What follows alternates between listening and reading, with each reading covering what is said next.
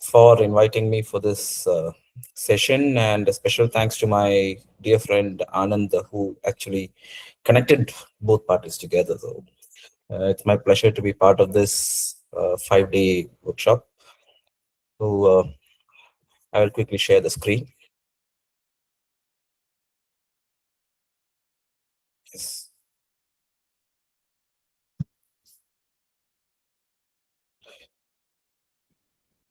So this is not regular slide I'm presenting. I just spun up a web-based deck so that I can share it very quickly with all of you. So it's up in my GitHub, the link across pretty soon, immediately after the session is over. Uh, so without further ado, let's start the discussion for the day. And being mindful of everyone's bandwidth, I will turn off my video. We already have a whole deck being shared. Okay. So, so let's start. So we are already aware of what machine learning is and a little bit of DevOps or MLOps in particular. So as Ashwati ma'am mentioned at the beginning, you all have been going through this journey for the past 4 days, and today is the last day of the whole session. So, so what are we here to talk about today? So today it's MLOps in action for the industry. So that is where I'm coming from now. So as ma'am mentioned, I have a background in academics, but I have been in the industry for the past half a decade. So, and I'm handling the Kochi Center of INAP. So what I'm going to walk you through today is basically a reflection of what we have seen in the industry and how we have been handling these activities for a long time now.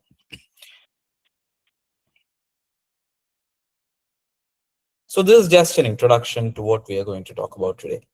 So we're going to talk about the end-to-end practice function in MLOps, so machine learning operations. So, so this function is extremely important for industries who actually work with AI problems for their customers. Okay.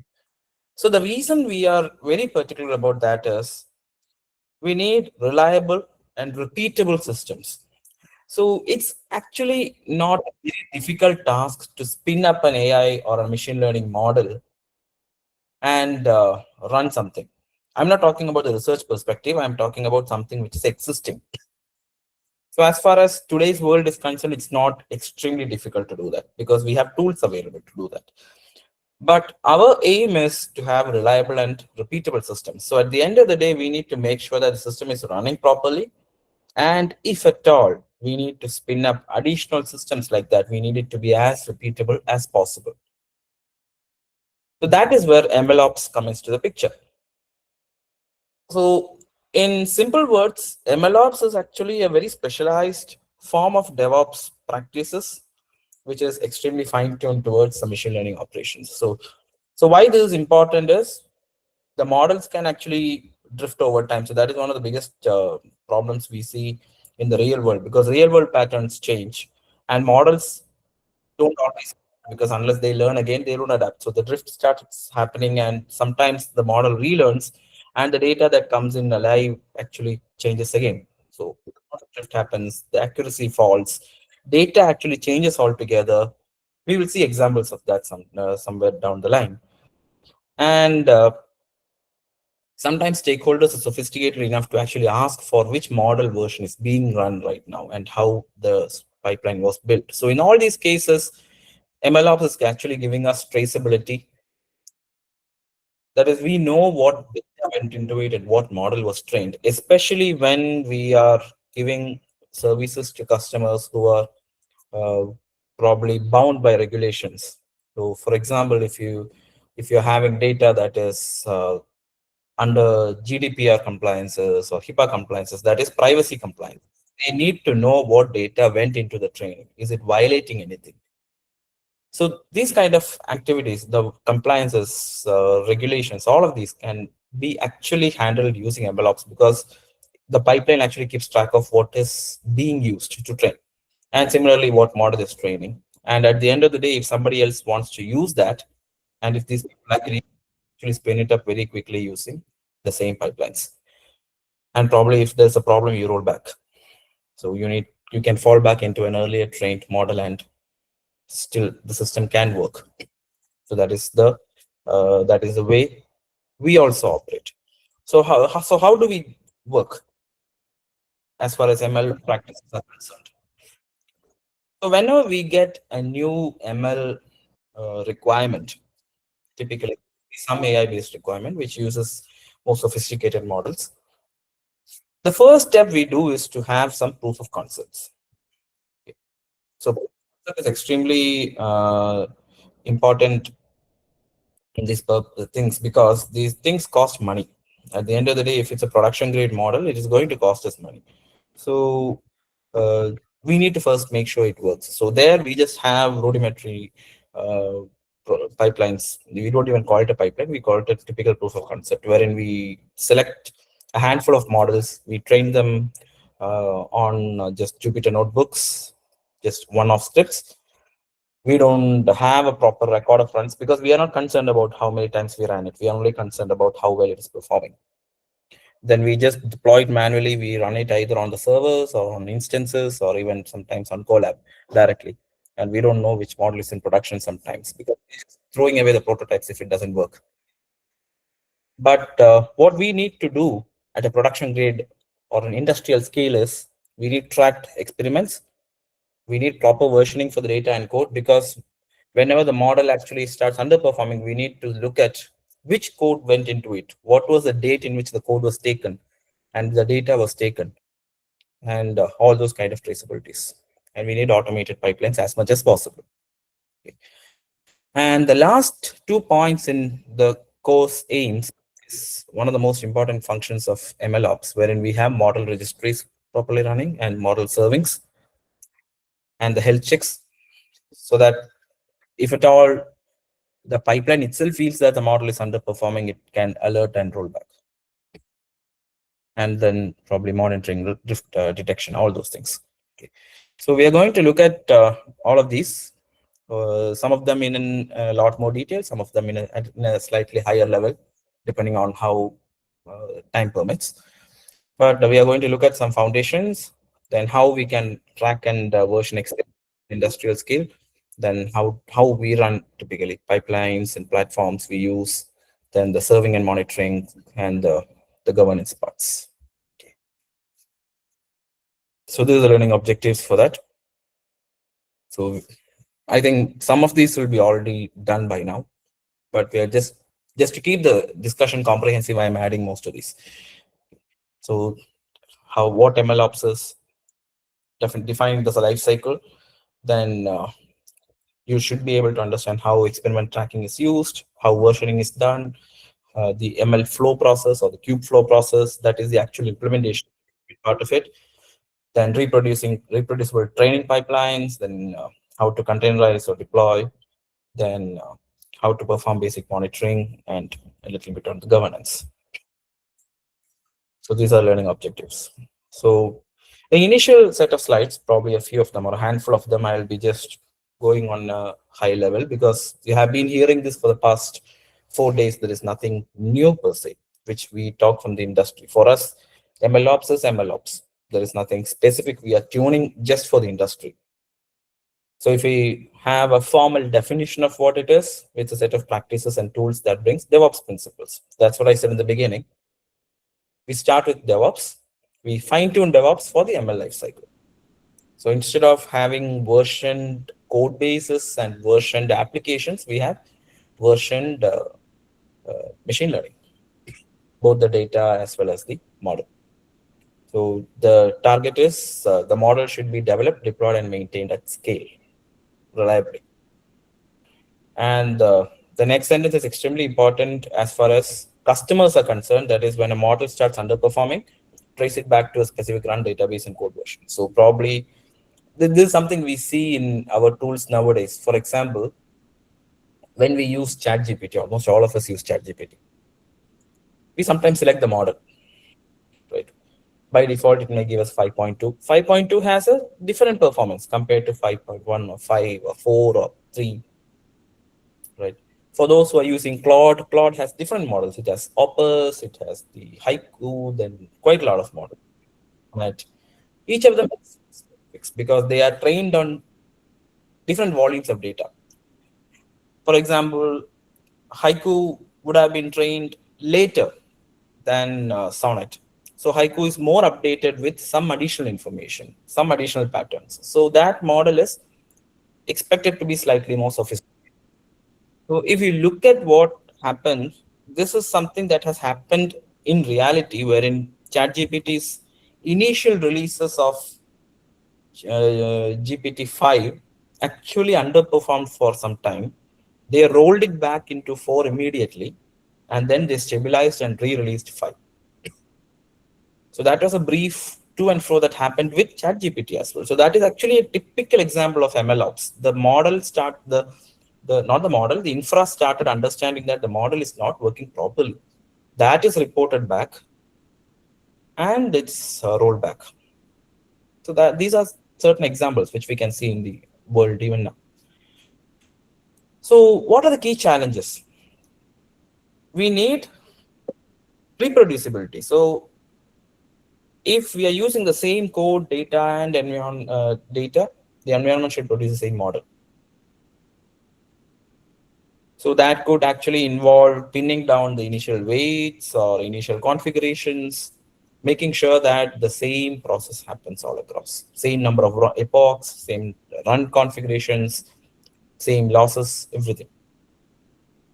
Then the second part of MLOps will be the versioning, wherein we track the code, the data, the model, everything for any recreation.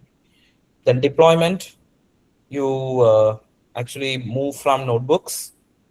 So notebooks contain your proof of concept, and then you move them to actual deployments where it is uh, kind of run as APIs. Then monitoring.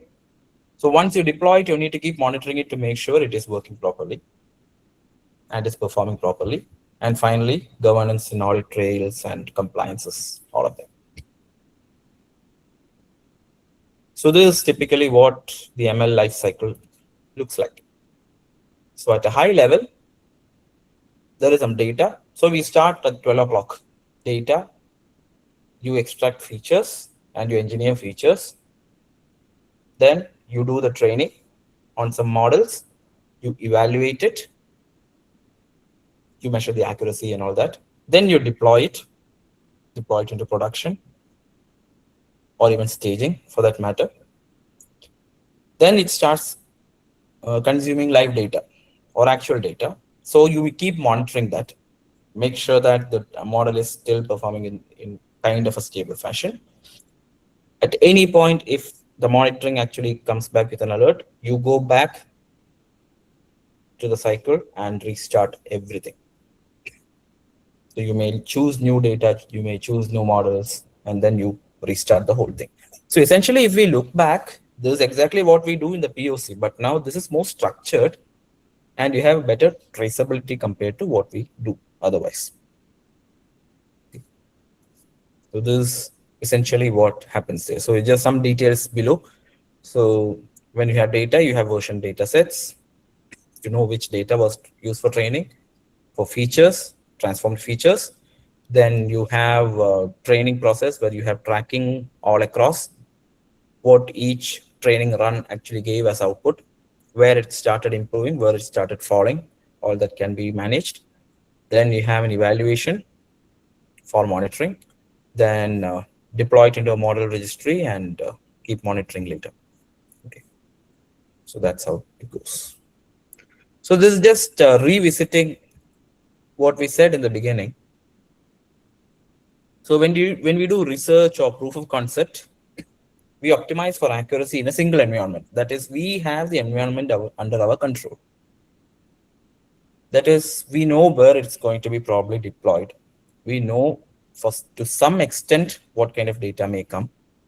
I'm not saying we always know that, but we know to some extent. And there is some level of predictability regarding the data sets we use. In the industry, the problem is the control over data or anything or the infra, nothing is in our hands. It's based on the customer who does that. And the bigger problem is we need to plan for latencies as well, probably throughputs, SLAs, service level agreements. Okay. So sometimes the customer may be expecting a response within 5 milliseconds, and the model's inference should not take 2 seconds. He's expecting in 5 milliseconds. So I may not be able to use an extremely high parametric model. I may have to scale it down, or I may have to scale up the hardware. So it depends. So that's a monitoring we typically do. Then stability. If it fails, it has to say that it failed. It cannot just go silent and say that I don't know anything. It has to be stable in terms of no silent failures. Then the cost. For a customer, cost is king. The same for us. They cannot end up spending $1 million on setting up an AI or an ML framework, which may or may not work. So for a customer, that is equally important. And finally, compliance, all the regulations and all. So as far as the industry is concerned, customers demand quite a lot more in these aspects. Okay. So the gap is why it worked on my machine is not enough. That's where DevOps actually started. We can no longer claim that it worked on my machine, it doesn't work on yours. DevOps tries to make it reproducible and traceable. And that's what MLOps also does. Okay. So if you look at side by side, this is where we actually started. An R&D and a POC model typically has one-off scripts, manually controlled, and metrics highly run on train test sets, then cross validations, all that. And the model is the output, actually, probably the pickle file or something. And that is what we put into production. When we say production, it's just keeping on checking live data. So that's what we use for evaluation purposes. Because I also did my research, that's typically what we do. But in industry scale automations or industry scale production ecosystems, that has to be automatically done.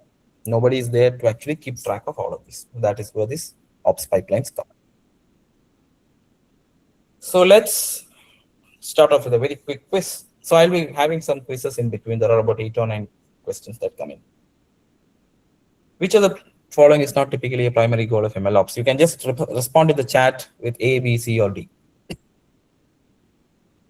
Is not a primary goal. Just keep the answers coming on the chat. So from what we saw till now,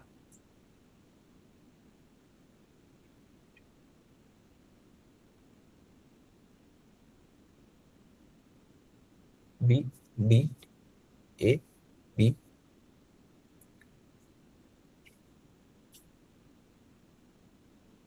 B.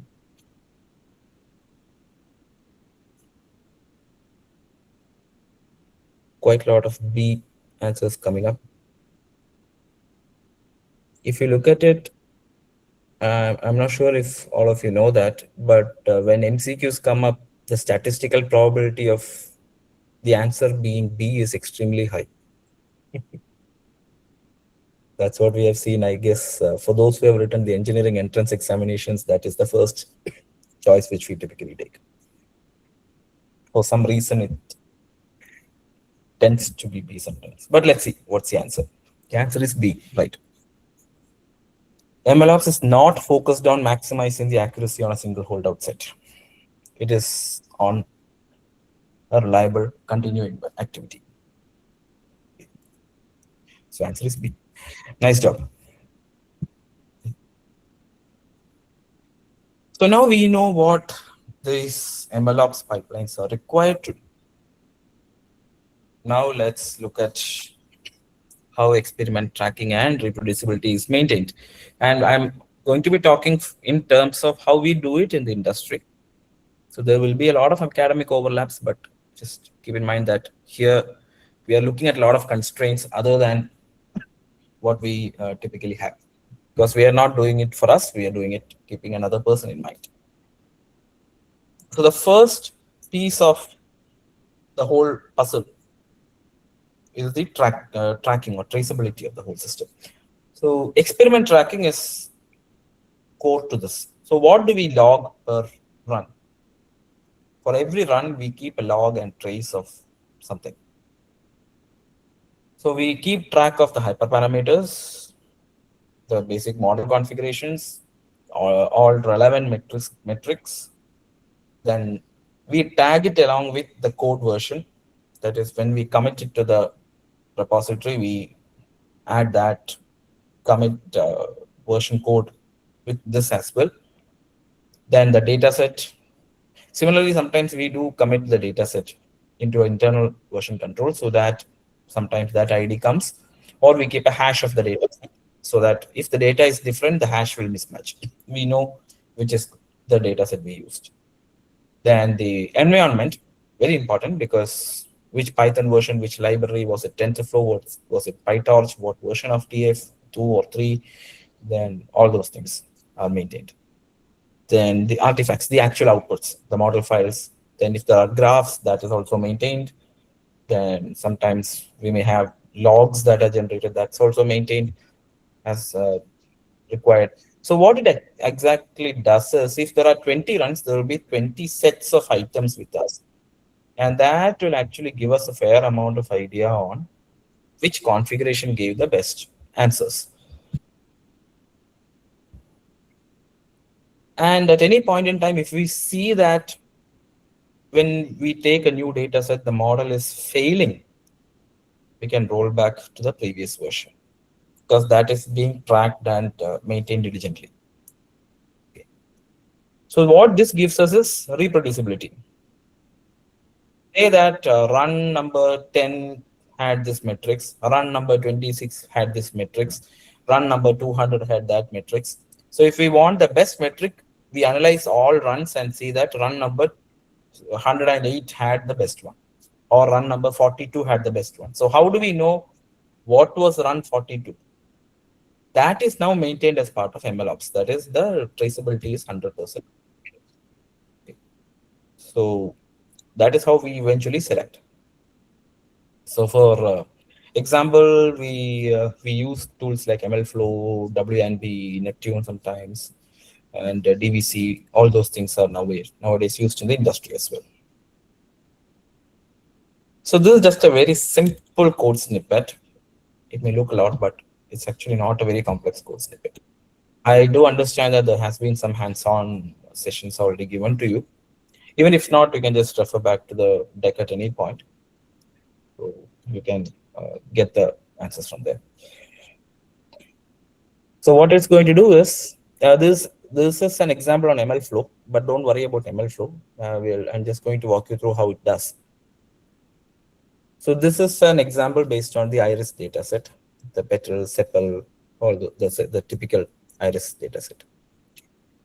So the reason I said MLflow is it's actually flexible. The MLflow is a good UI. That's why I'm taking an example of MLflow. So the first thing which does is the MLflow experiment name is configured, MLflow.set experiment. So the experiment name is iris classification V1. That's the name we give. Then the next piece is with MLflow.startRun baseline. So we are going to set a baseline. Log the parameters. Number of estimators is 100 and max depth is 5. It's a random forest classification which we are going to do. Then you create the model, fit the model, and then you log the metrics. And you also log the model. So all of these are done. So similarly, when we actually do tracking, we will run it in different loops. We may take splits, we may have horizontal partitions, or even sometimes we may use k-fold cross validation. So at every time, for every fold, every configuration, we will keep track of all of these. And it's done at scale. So the advantage is every run is traceable. So it will generate what is called as a run ID after this.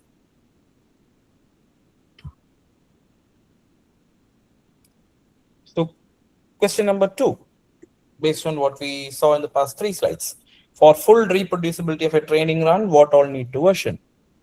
Do we need to version only the model file, code and hyperparameters, code, data, environment, etc., or the evaluation metrics? So what is the answer? Just put it in the chat. What do we need to version out?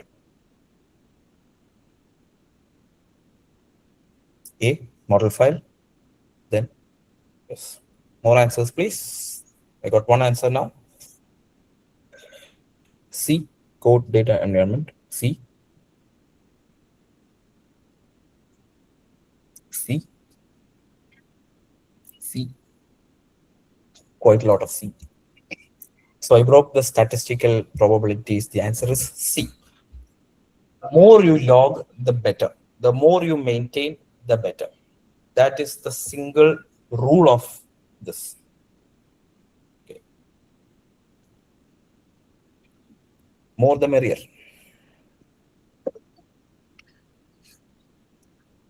All right. So we've been talking about a lot of versioning, version controls, all those things. Now, how do we do that? So data versioning is used to keep track of the data that is flowing to the system. The same thing for models as well. So the reason is we need to always reproduce probably run number 42, which was actually some version of the model working on some version of the data. That data may have specialties, that model may have specialties, but unless we keep track of what that was, we won't be able to do anything. So that's why we have data versioning. So it's also required for compliances because we need to know which model and which data was used at any run. So data versioning is actually keeping track of how the data evolved. And pipeline versioning, the pipeline needs to keep track of the versions. So the code is typically done on Git. So after training, you can push everything into the repository. And data is typically done using DVC now, data version controls. Sometimes we keep track of data in S3 buckets in AWS. So S3 maintains its own versioning, so we don't need to worry about DVC anywhere. But if we are handling it manually or outside the cloud or probably in a third-party repository, we typically use DVCs. And the configurations, the model configuration and infrastructure configuration is handled as YAML files or JSON files in some configuration stores. The reason we say YAML is YAML files are among the easiest to deploy in production ecosystems, like spin up containers quickly or even put it on the cloud. YAML works very well there. So sometimes config is stored as YAML. So there are 3 pieces to keep a version. So essentially, if I say run 42, that run number 42 needs to be tagged with the commit ID from the repository which have the code, that is a Git repository, the version number from data from the DVC or the S3 version, and the YAML file name from the configuration store. So these 3 pieces together brings what is called as a pipelines version. Now, what is DVC? DVC is not an extremely complex thing. So it is just similar to the GitHub for data, okay, data version control. So it stores large files in remote storages, keeps only pointer files. So in Git, it'll keep pointing to the corresponding version in the source repository. So similar to how we keep track of commits using commit ID in subversioning. So the benefit is data can be stored somewhere. The repository need not be overloaded with data. The DVC is actually a very simple concept. So this is a typical DVC working. DVC is just like how we run Git. So DVC init will now initialize a repository locally. Then you remote add. So your S3 URL or something comes there. So that is now linked. The remote and the local are linked now. Then you add data into that. You will have CSVs, all those things, and the DVCs. And you just, so the moment you give DVC add, it'll create a new DVC file. That DVC file actually contains the DVC ID or the version ID of that data in the remote repository. And then you pull that file and add it to your Git repository. So the code now, code which is in Git has one new file inside that, which is iris.csv.dvc. And that file contains the version ID of the data, which is stored somewhere else in S3 buckets. So that is how we do a indirect version control for the data. So if you read it just two pieces, it's actually easy to understand. And once you do DVC push, the version control pushes that actual data into S3. So quiz number 3. In a DVC workflow, what is stored in the Git repository? Read the question carefully and give an answer. Is it a data set or a small pointer file or an ML model or the pipeline code?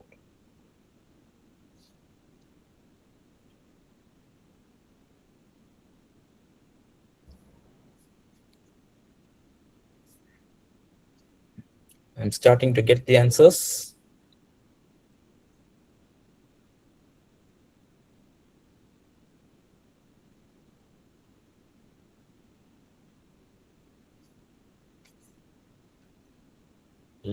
Many B's, so hopefully it's a B.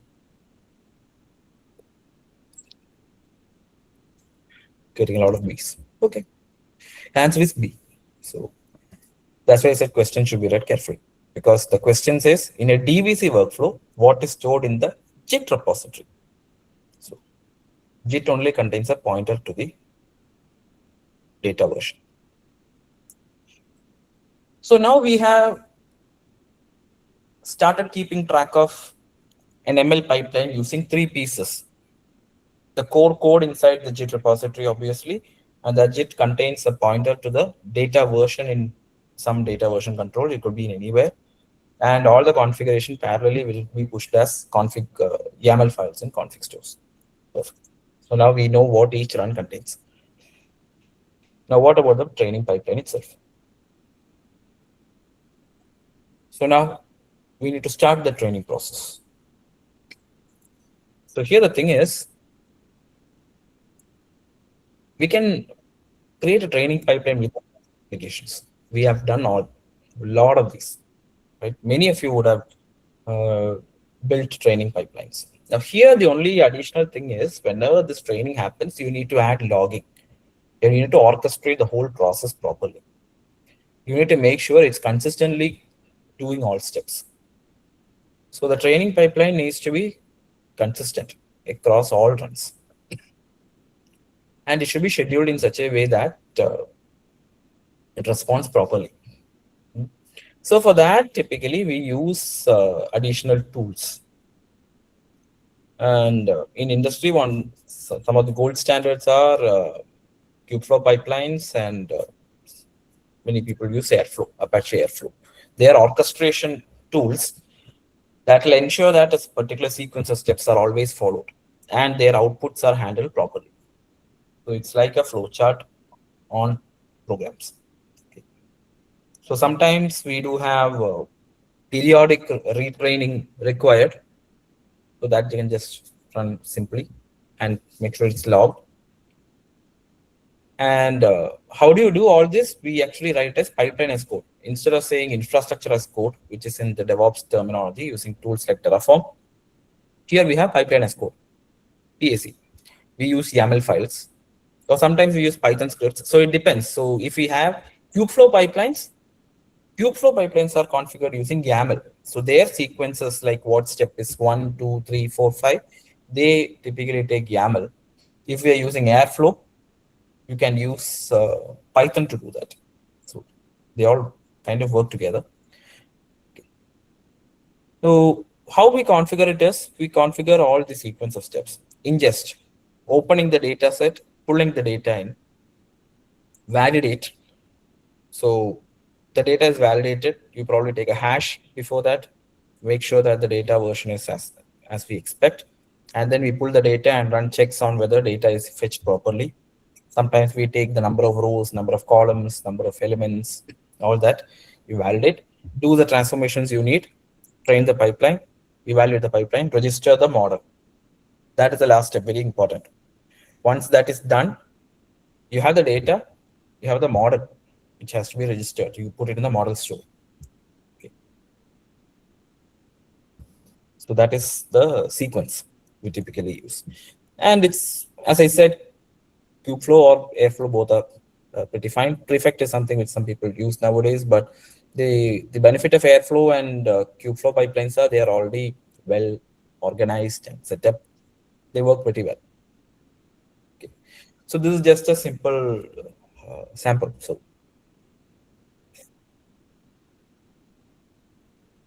the first step is we give a set of arguments into this. So we get the argument. What is the data? What is the model path? The data for the input, model path to register the output. Then first step is load and validate the data. Then train the model, evaluate, and in production, you need to log and save and do all that.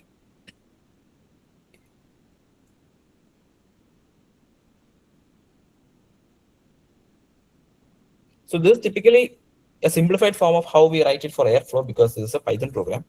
Okay. So it assumes Airflow as one option.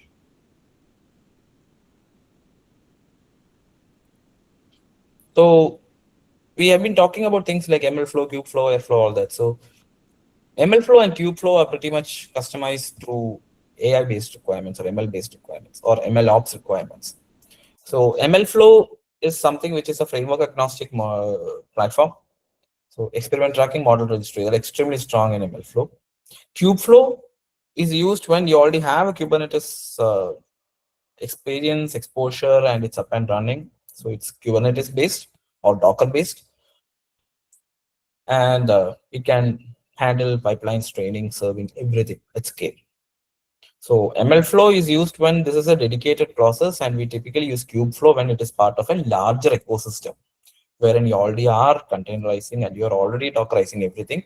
Kubeflow is an automatic choice. But if it's actually used as a standalone or an independent application, MLflow is actually easier to deploy. That's the only thing. So MLflow does provide all the tracking, the projects, the runs, models, registry, everything. It doesn't require Kubernetes. You can deploy it anywhere and add a tracking server. You can do all that. And it fits, so the last line is important. It fits smaller teams, hybrid workflows, and portable runs. So that's when it is running standalone fashion. Kubeflow, it runs on Kubernetes. Pipelines which we build, training operators, that is, it's a slightly specific version. So Kubernetes runs everything on pods and nodes. So as far as Kubernetes is concerned, an execution is a small piece. So it assigns it to what is called as a pod.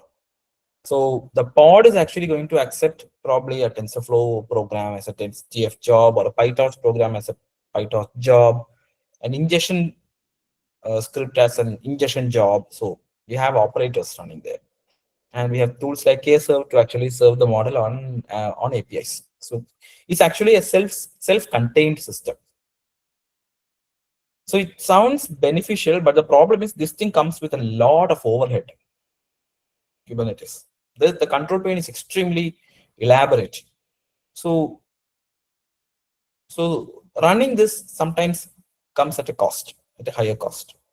So we use these Kubeflow based deployments when you already have a cluster running, and probably we need multi-tenant pipelines, GPU schedulings, all those things. So if there is a cluster based system already in place, Kubeflow is an automatic choice. If not, MLflow it is. So for MLflow, there are four main components: the tracking server. So that is listening to all the updates.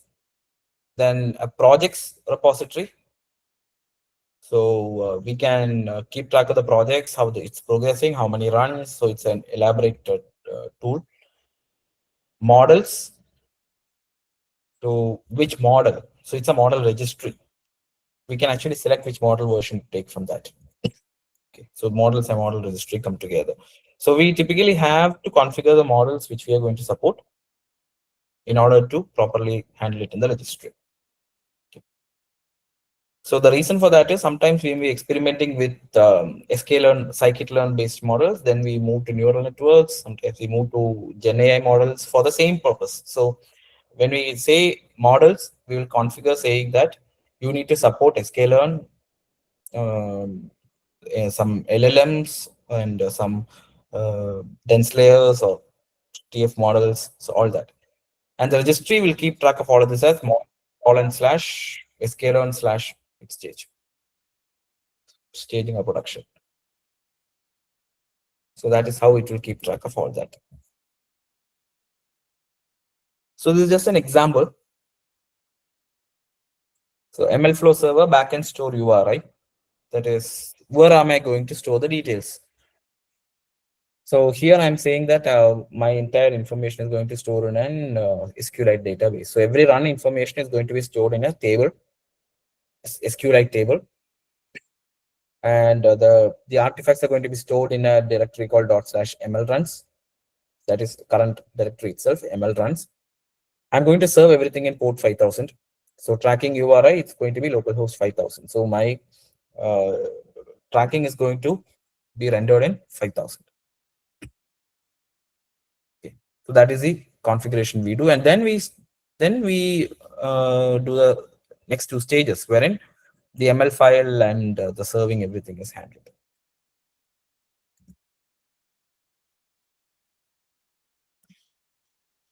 So what happens with Kubeflow? If I already have a Kubernetes cluster, I can use Kubeflow. That's a shortcut. So here we have containerized steps. So here again, it will be orchestrated. So there will be a sequence maintained, but each step actually involves spinning up a new pod in the cluster. So I'll say spin up data ingestion pod. Then the next step will be the validation pod. Sometimes they will be the same, but just giving an example. Validation pod.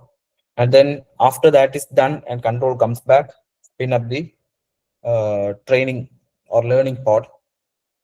Then after that is done, you spin up the history pod. So you just go like that. Okay. So examples, Kubernetes operators for distributed training, they do have TF job for TensorFlow, PyTorch job, XGBoost, all those things. They already have jobs predefined for that. So whenever you run it, so that's the most important part. It can run on distributed workloads. Okay. So you can actually run multiple things in parallel in Kubeflow. And there is a built-in serving already. So you have kserve. The benefit is it will actually expose the APIs automatically. The whole rendering, everything is automatically done using APIs. So that is not a problem. You can do all that. And the final and the most important benefit is Kubeflow comes with an UI, a tracking UI, which we can use. So that localhost colon 5000 is where you will be able to see the whole graphs, the lines, everything. Okay. That is the most important benefit of using Kubeflow.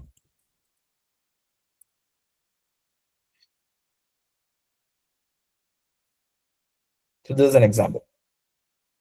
So what is the base image we are using? What are the packages we need to install? So these components actually say that the jobs should be configured accordingly. Okay. Then we have functions like prepare data, then where to place the data, then the training model, the train model function to define the training pipeline, quite a lot of things. Okay.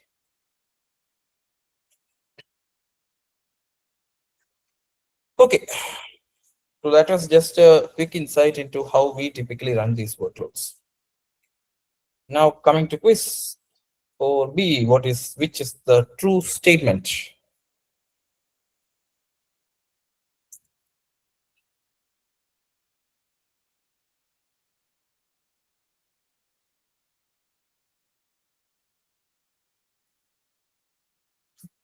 Let the answers come.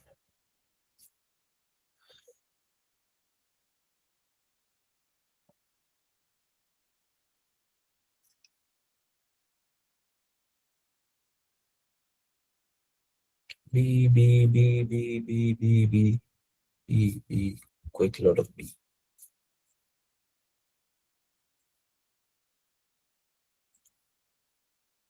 So in the meantime, I'm just going to share how the Kubeflow pipelines dashboard looks like.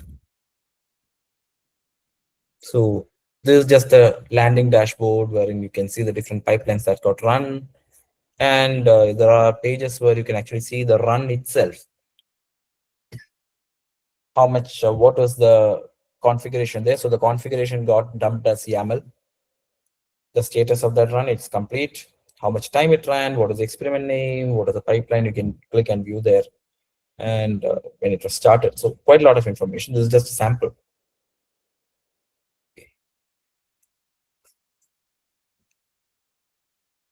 Yeah. So quite a lot of B's. Let's see if that's the answer. The answer is B. Good job.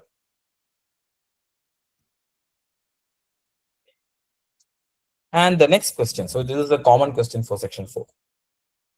Which of these is the benefit of automating the training pipeline? So the first, the previous one was on tracking. Now this is about the training pipeline itself. So which of these is the benefit of actually automating the training pipeline itself?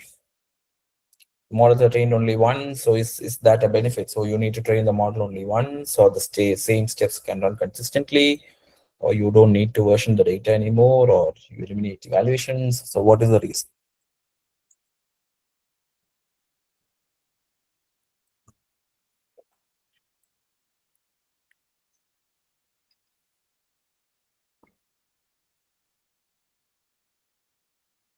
A lot of B's again.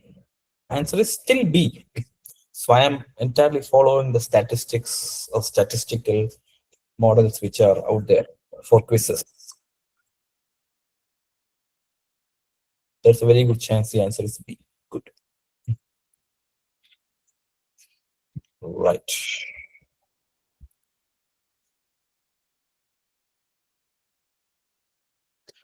So we are just at the midpoint of the whole discussion, wherein we have talked about how the experiment tracking is set up. And now we have talked about the first stage of that, which is the training pipeline. So the training is done. We have some data, we have some models, the configurations are all ready. So essentially, I have a whole treasure trove of machine learning models with me.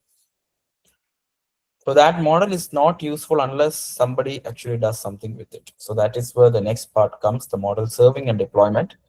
Probably I will give everyone a couple of minutes break because we have been on it for 45 minutes now. So let's take a break for 2 minutes and we will start with the model serving. Thank you.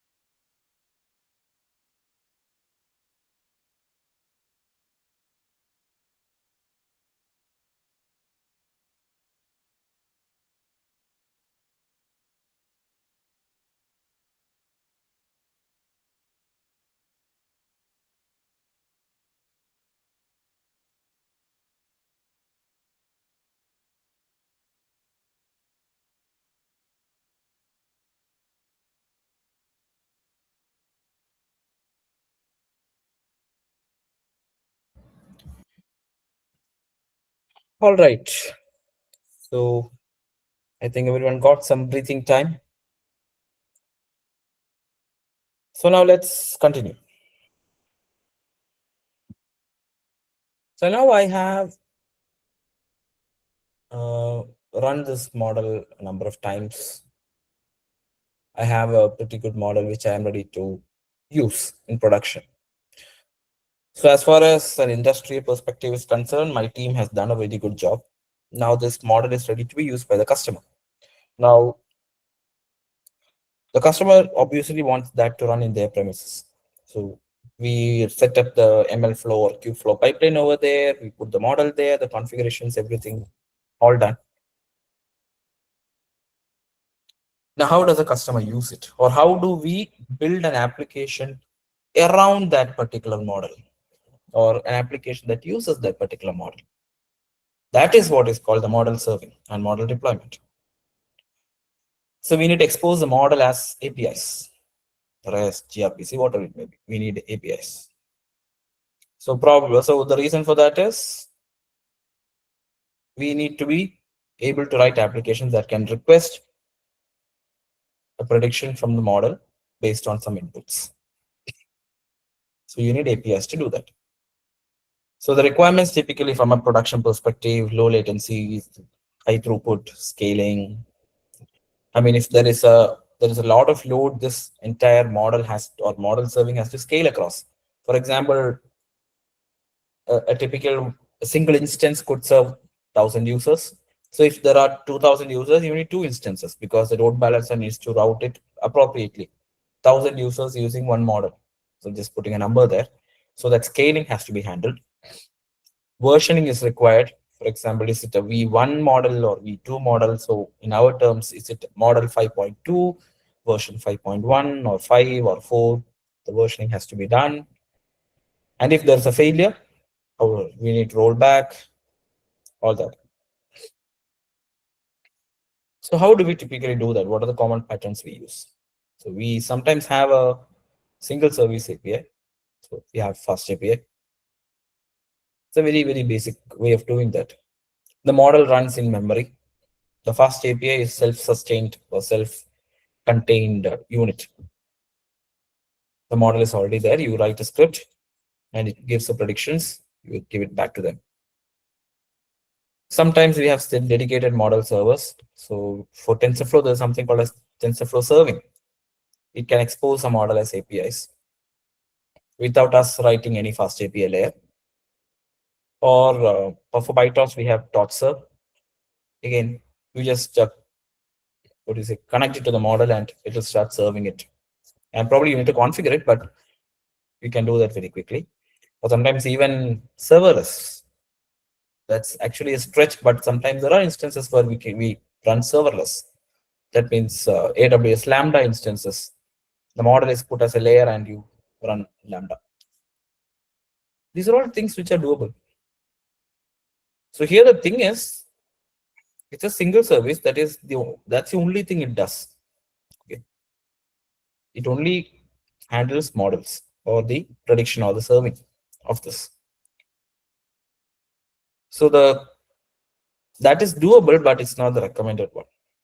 Okay. So the recommendation is fast API plus a Docker, because if you look at the requirements, scaling is an important factor.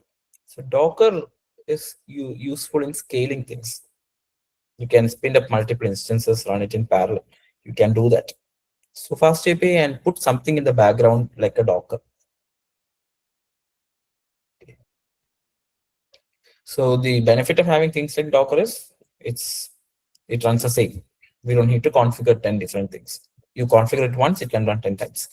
So if you look at the architecture of that, the client sends a request, the load balancer distributed somewhere because it's a scalable thing. It is received by one of the models.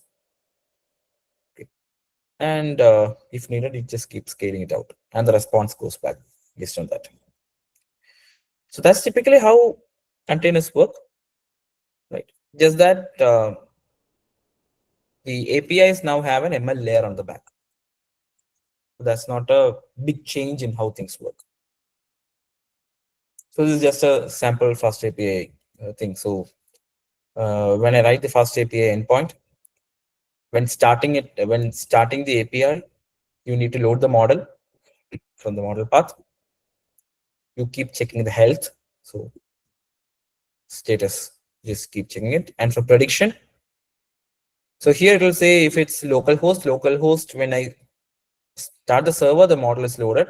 When I say localhost/health, it will return status as okay, or whatever status is supposed to be. And when I say localhost/predict, it expects a list of features, and you run model.predict using the features, convert it to a list, and return the predictions. Simple. So that's a very basic one. Okay. So why is this happening? So that's quiz number 5. Why do we use containers? So I just said that we are using containers here somewhere. We have a Docker file. So why are we using containers again? Give me the answer.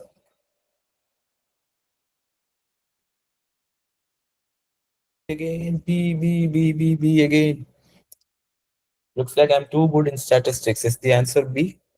Obviously, the answer is B because the containers provide consistency. Okay.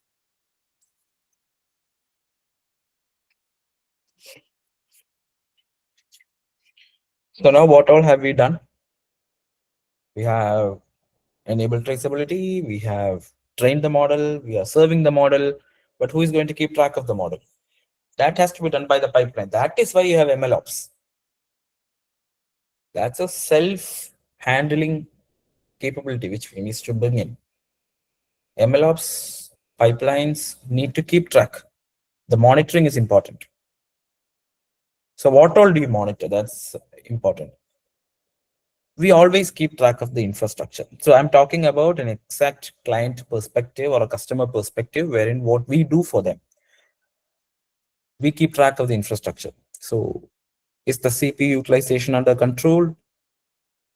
Is there enough RAM or disk space? What is the latency of these? Then what's the error rate? I mean, how many are failing? How many are timing out? All those things. So these are all typical. We do it for every service. Whatever service we are running, we keep track of infrastructure.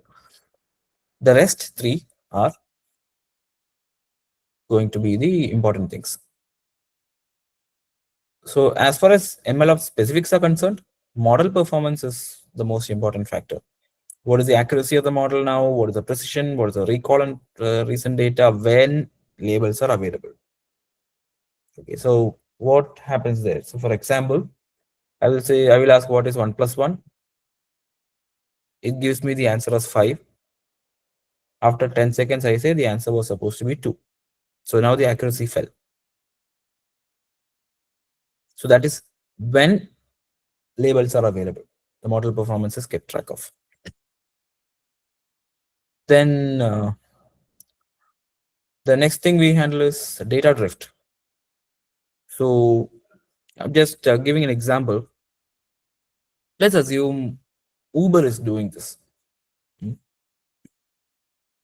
So we are building a model for Uber. There's some prediction model. Okay, I'm just giving a hypothetical case here. So we are feeding it the customer request details, the time when the request was raised, the average distance, the average money what that was billed to the customer, the kind of offers they used, quite a lot of things. Okay, we are giving a lot of data into that. Okay, and Uber is giving some prediction models, some forecasts, all those things. So now we have December 31st. Quite a lot of people going in for Christmas parties, sorry, New Year parties, not Christmas, New Year parties. A surge in the number of Uber requests. So now what's going wrong? The frequency of cab requests will exponentially increase in such situations, right? So that data is not something which was originally trained for, right? The original training considered a normal day and a normal request frequency, a normal set of cabs. But here we have an abnormal set of people, abnormal set of requests within a short time. So that's a data drift, right? The change in distribution of inputs. And then there's another thing which we keep track of called concept drift. So change in relationship between inputs and target. So for example, the input distribution is the same, but accuracy starts falling. If labels are available, accuracy starts falling. That's a huge problem. Why is the distribution same, but the accuracy starts falling? So is there anything to take care of? So that is a concept drift. So these are all kept track of. Okay. So for drift detection, we use models like case test, PSI, and probably sometimes we use the generative models. We keep track of all that. And if there is an alert, if the pipeline feels that data is drifting or infra is getting overloaded or there are more number of errors, you start generating alerts. Okay. So if the alert started after a new release went, you roll it back. If the alert started generating in some particular time and it says it's a data drift or a concept drift, you sometimes do retraining after investigation, of course. Okay. So that's how we handle it. And we recently did deploy one where we started seeing a data drift. And you know why the reason? What the reason is? Earlier, they had a slightly manual system. So the volume of data that was coming into the whole platform was much less. I'm talking about sales data. So they sold less or they reported less things, less patterns and all that. And by the time we deployed this particular system, it was an automation or semi-automation platform. People started adopting it extremely well. The customers started using it. They started generating a lot of data. And now we are starting to see information that we never saw till now. Sometimes the sales never got properly reported. That's a typical data drift. Right? So instead of $100 per store per hour, we started seeing stores where they have $2,000 in a particular hour. So we don't know why the data drifted out. We don't know why these kind of outliers happened. So initially we thought they were just outliers. Somebody came and purchased that. But then we started seeing the pattern for quite a few days. Then the customer went and checked and it was understood that some sales data never got reported as part of the original data set. It was reported in their manual system, but never reported in the data set. That was a data problem. And the model started giving nonsensical responses because the model was never trained for those data. The model never expected $2,000 of sales in an hour in that particular place. So it started giving wrong outputs. So data drift is something which we experienced very recently. So how does a monitoring stack happen? So how do these things happen? So you have incoming requests. The requests hit the APIs for predictions. So that is a serving. The first two blocks are serving. After serving, the response goes, whatever it goes. But in the background, we are logging the inputs and the predictions. And we have metrics that keep latency, errors, all those performance parameters. That feeds into a drift detector. So again, here the monitoring, traceability, and logging that is of most importance. So this is a concept called population stability index. So it's actually comparing distributions. So if the PSI is high, it means the distribution is different. And anything greater than 0.25 is a significant drift. So refresher, quiz number 6. What does a high PSI mean? We just mentioned that now.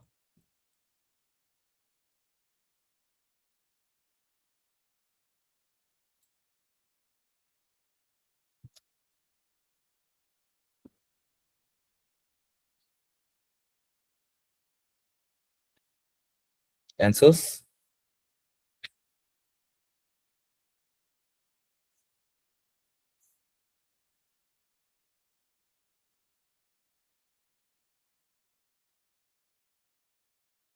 I think I'm extremely biased by statistics.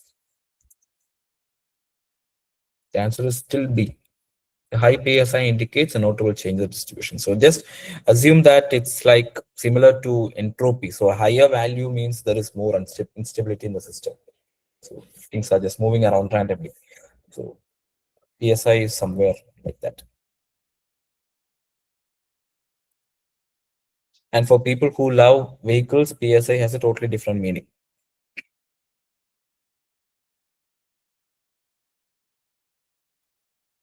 Because PSI is pounds per square inch for tires. So,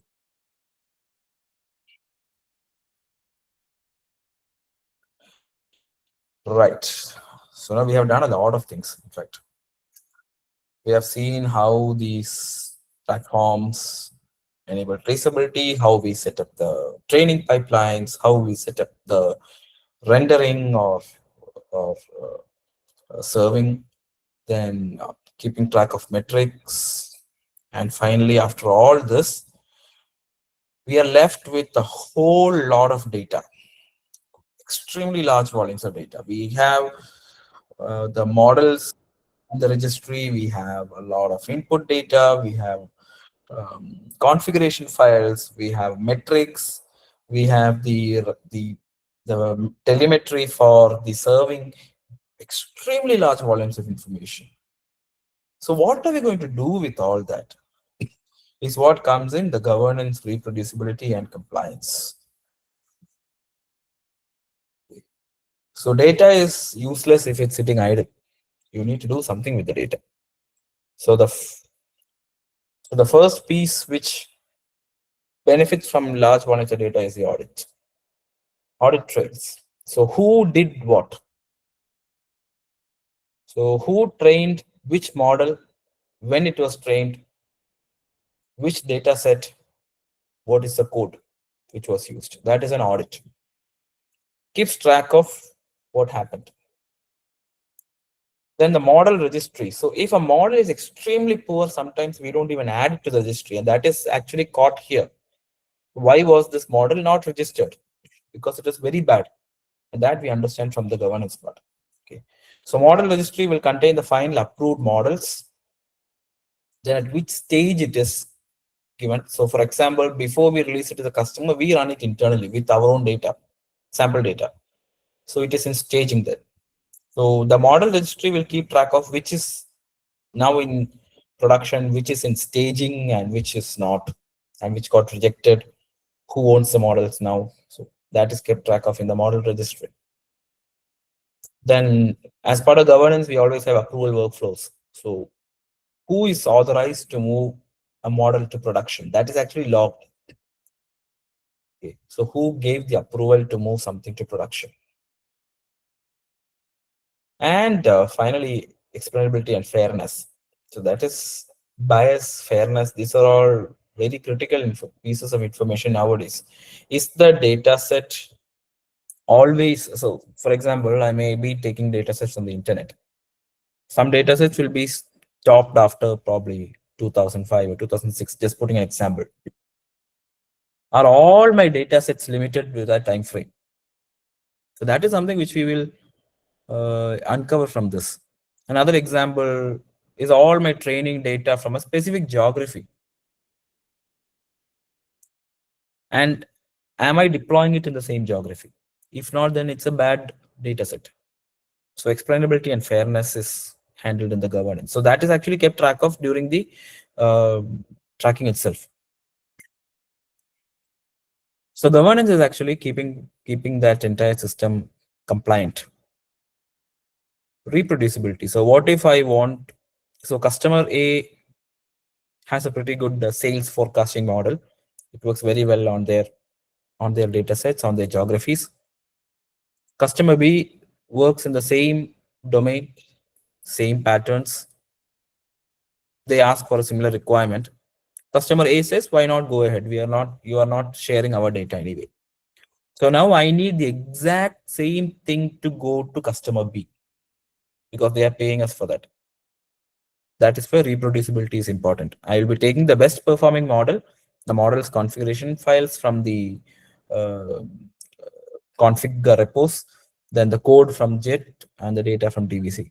That will be the reference for the customer B as well. So pipeline is replayed from the same snapshot.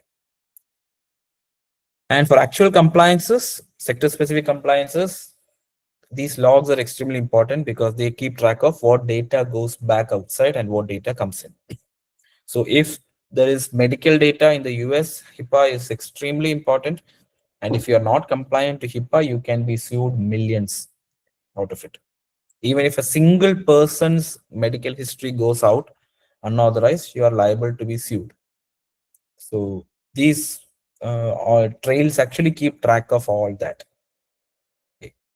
And the European region, privacy laws like GDPR are of extreme importance. So since every activity is logged, even the data, we know what data was used. For example, if I trained a medical model on data sets that contain PIIs, personally identifiable information, then I'm liable to be penalized because PIIs should not be part of any training models. But now the MLOps pipelines is actually keeping track of the data, and it says that the model which I am actually exposing right now was trained on data version number 2. And if I open data version 2 and there is PII in that, you're done for. So compliance is extremely important and it keeps the traceability up. And MLOps provides this evidence. So if somebody comes and asks me whether it has PIS, I just need to open which model I'm serving from the model registry, then trace it back to which run was used. And from the run, you understand the data and say that there is no PII here. I am fully legally compliant. You can actually tell the auditors that. Okay. So the loop is extremely simple. You develop a model or develop a full pipeline, you register the model, you approve the model, then you deploy the model, keep monitoring it. And if there's something, you just go back and develop it again in the next version. So that's how things go. So this is essentially how this ML flow handles many of these. So you get, you give a run ID, whichever run was the best, you get the run, you find the accuracy. If the accuracy is less than the threshold which we keep, for example, I will say that unless my accuracy is 80%, I cannot promote the model anywhere. So when I hit promote to production, so this is actually keeping track of staging data. So I will say promote to production. This runs in the background. If the accuracy is less than the threshold of 80%, it will say the run ID is below threshold. I cannot do that. Okay, and it's raising exception, so the process stops. ML flow stops there. It doesn't proceed further.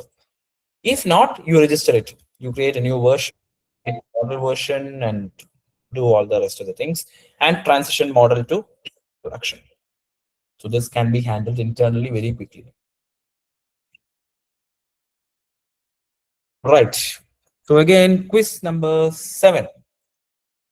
Which of these is a part of the model governance in MLOps? Is it tracking of accuracy, or is it the audit trails, or deleting models when the new one is trained, or avoiding a documentation? Because MLOps is taking care of documentation, can be avoided. So which of these is part of the governance?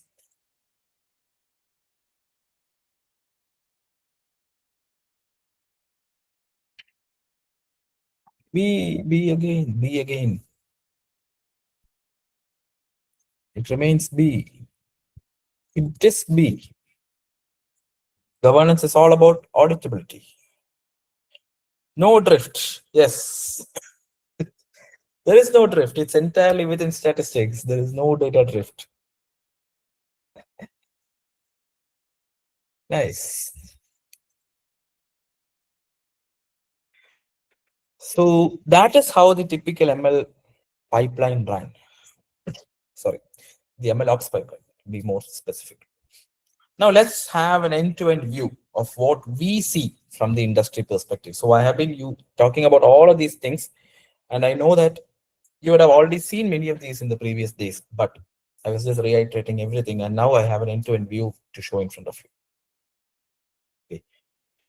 So if we look at it from a plan view from the top, so MLOps is a platform for us. So MLOps is an extensive platform. It's not a single tool. It's a collection of tools. combining into a platform. So some people, so the teams may use a combination of these things. They may use MLflow, some people use Airflow for orchestration, Docker for serving. Teams actually have different components underneath. And whenever we build a platform, we start small. We even before what is mentioned here, we start with writing POCs, making sure it is actually doable. Then we start small. We deploy ML flows, one pipeline scripts, a simple one, some Docker. We manually run the APIs. We do all that. Then we add orchestration. We make sure the pipeline is automated, then the monitoring, then the registries, that all come later. Okay. Because otherwise it's overkill. We don't need an orchestration unless we have an actual pipeline. So we start small and then add layers on top. So if we go for the industry gold standard or even silver standard, the ML flow is an easy candidate to start small. We can keep track of projects, keep track of the processes, the model registry, weights and biases, everything. And for model registry, a typical example, SageMaker, AWS SageMaker has a very good model registry. You can add your custom models to that. We can log the runs. We can compare all these things, everything. So SageMaker has a very good model registry, which we typically use a lot. And when we need a larger orchestration, yes, Kubeflow pipelines, whenever Kubernetes is available, DVC is used. For us, we ran DVC with the AWS S3. So obviously it was in the AWS ecosystem. So S3 contained the versions. S3 did the versioning automatically. So we had not much of a problem. Feature store, we used Feast for feature store. Airflow or Prefect, we used Airflow for the scheduling. And for serving, many ways are there. Custom APIs we can write from Fast API. SageMaker does its own serving. SageMaker serving is actually a offering, slightly expensive. For people who are into Google ecosystem, Vertex AI, then we have Seldon, Bento ML, quite a lot of things. We typically have a combination of SageMaker and Fast API because Fast API does what is called as the guarding. So requests are received by Fast API. It sanitizes the request, makes sure that it is actually not a non-compliant input, and only if it is valid, sends it to SageMaker. For the simple reason being, SageMaker is a bit expensive. We don't want SageMaker to run for unnecessary inputs. So we have a Fast API plus SageMaker layer running most of the time. And for monitoring all these things, for infra level, latency level, a typical DevOps pipeline type of monitoring, we use a combination of Prometheus and Grafana. Prometheus is actually a log aggregation or log capture utility, and Grafana is a visualization utility. Sometimes we also use ELK, Elasticsearch, Logstash, and Kibana for an option. So these are all things which we sometimes use in monitoring. And for the CI/CD, the actual run scripts, yes, we have GitLab or GitHub or Jenkins to keep serving the models, to keep serving the infra, everything. And the most important piece among this entire thing is the culture. That is how people work together to do all this. Data scientists and platform ML engineers, they all run in parallel, run together, and they all have a collective ownership of the model in production. Okay.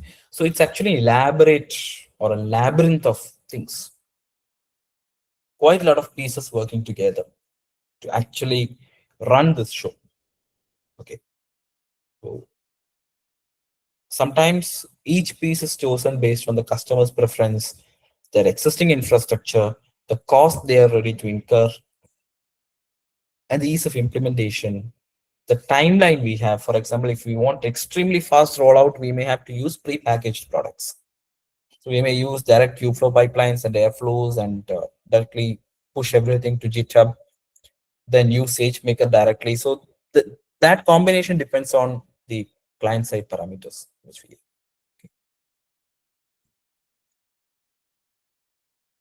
So for the next few slides, it's going to be only a few. I'm going to talk about you through to an end-to-end example. This is not an example we have used in production. This is specifically manufactured for this particular session. Okay. So it's a customer churn prediction. It's an extremely common use case we get. So customer churn means it tries to predict whether this customer will drop off. So for example, I am now using BSNL or probably Airtel. Airtel is consistently keeping track of whether there is a chance that I will switch from Airtel to something else. That's customer churn. It happens with every sector. In fact, it happens much more often than what we think. Whenever you get an offer which you are not expecting, it's actually an indication that the corresponding company is running a churn prediction and feels that you are probably going to leave unless you get a good offer. So that's a very common use case. We have done it for many customers. But very recently, we started doing it using a pure MLOps pipeline. Okay.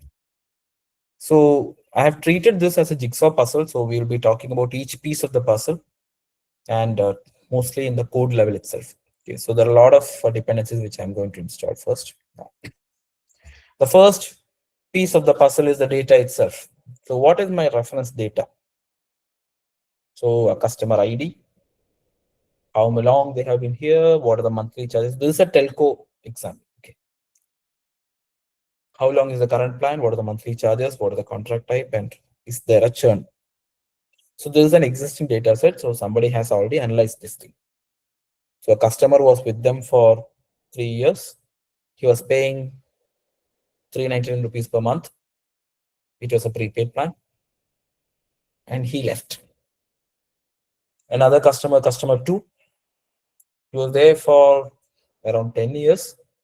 Monthly charges was just 149 rupees. It was a postpaid connection. He's still staying. So churn is no. So some data sets like that. So the first step is the data loading and validation. So this is the first step of the pipeline. So essentially before that, what I would like to tell you is if we are using things like Airflow, what we do is we define these functions. Load and validate should run first. After it gives a response, run step 2. After that, run step 3. So that configuration is written in Airflow or even sometimes Kubeflow YAMLs. Okay. So load and validate, it's a very standard thing. It's a data frame. We are going to load it in your data frame.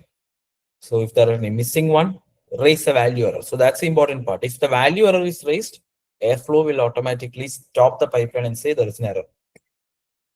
That's how Airflow works. And you just process the data for a little bit. You drop the NAs, all that. Then you do feature engineering. So you have some data with you, and you probably need to encode it, the categorical fields. You need to do the train test split. And yeah, it's a stratified split.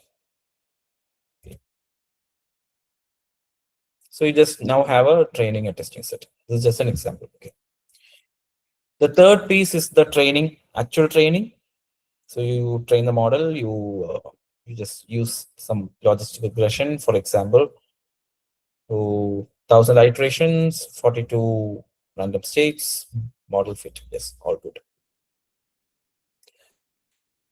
So the one thing I'm not writing here is all these data are logged. Okay, the max iter is logged, random state is logged, because random state, the seed value actually determines how the random states happen. So the seeding, all these things are logged. For evaluation, you keep evaluating the accuracy, precision, recall, F1. So these are all states. Now you have a model registration. So you save the model, then the pre-processing, whatever is needed, then yeah, just add it to the job. And finally, the inference. So you load the model. Then if there's a preprocessor, you need to do the pre-processing, otherwise don't. Then you just give the predictions. So it's whatever we just saw, just sequenced into a pipeline. And this is where the entire orchestration happens. So here you need to fetch the arguments, what data, what model path. Then you build the features, you split it, you train the model, you evaluate the model, you pick the metrics, then you save it into registry. So this is the orchestrator. This is what Airflow actually does. It's a simplified form, but the other one will be much larger. Okay. Right. So that is what I wanted to show you today. So this is just a very small illustration. This is how the pipeline actually looks. Albeit the actual pipeline will be much more elaborate, much larger in terms of the code base, but this is an extremely small example of doing it. Right. So probably it's been around 90 minutes, so I'll slowly come to a close. So as a recap, MLOps gives you the reproducibility, the versioning, pipeline, serving, monitoring, governance, all those packaged into a single deal. And probably after this, you can just go and experiment with things, use one tracker and one deployment. Actually, nowadays, Gen AI models generate code for you very easily. So you can give your requirements and actually experiment with all of this very well. You, in whatever project you are doing in your research or even as a hobby or in academics, you can try using DVCs, see how data versioning works, implement one drift check if needed, and then probably one model. You can just try doing that. Okay. And one final question before we wind up. A typical industry MLOps stack includes what all? A single tool or quite a lot of things, or we don't even need a monitoring, or does an industry MLOps stack only use open source tools?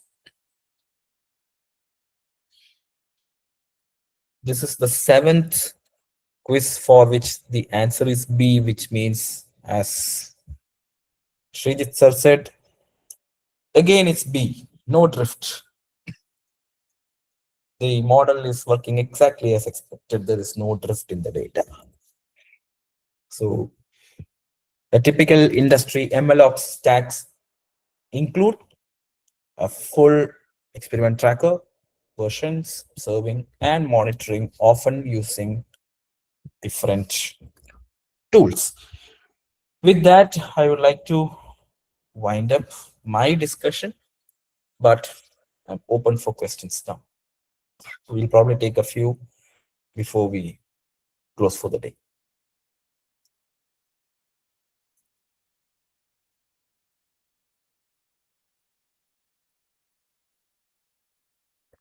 You can either ask it or you can even put it on the chat. Anything is fine.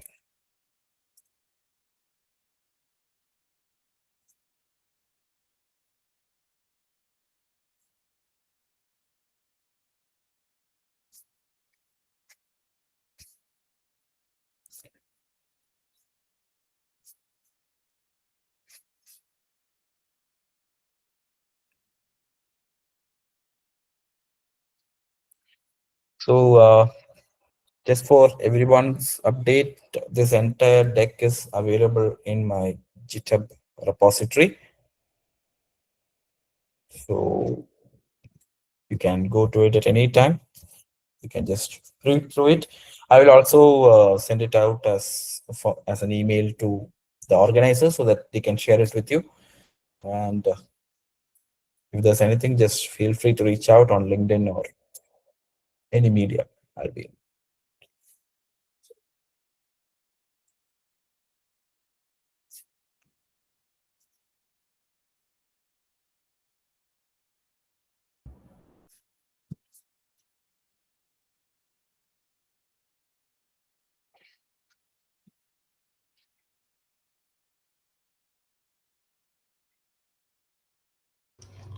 I think there is no questions Okay. on the side.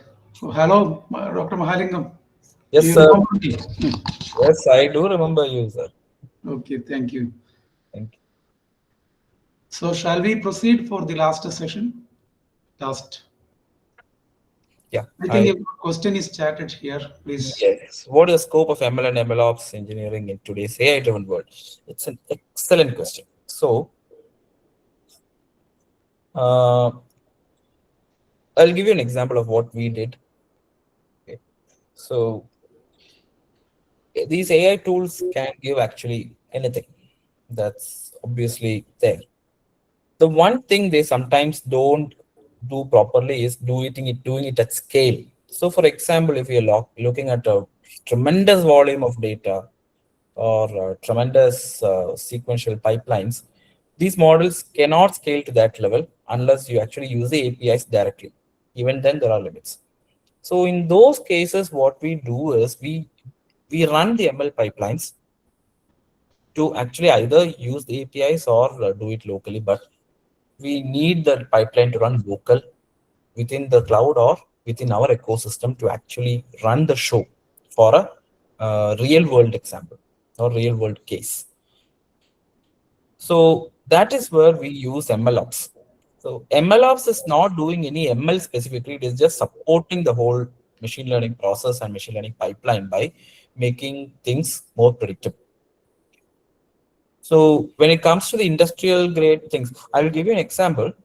One particular case we did was the customer actually uploads a huge set of machine drawings and we need to extract the entire machine specification from that. That is not something, and we're not talking about 10 or 20 pages. These machines have uh, how many? The largest one we attempted was 142 pages because it has an overall view, a breakup view, and at least 20, 50 different ways of orienting this and then marking everything. So extracting the machine specification ended up giving us 92 fields to fill. You cannot do it with a typical thing. So we actually ended up using multiple models to do that and render them in parallel, consolidate the answers and generate the final output. So that those kind of complex things can only be done using proper pipelines. So that is where this MLOps still exists. Second question: is there any chance for replace professional by AI? Yeah. Developers can be replaced by AI. Simple answer. Engineers cannot be replaced by AI. This is a statement I tell everyone. The world doesn't need developers; they need engineers and architects probably. So that's what we have to be. So, thank you for your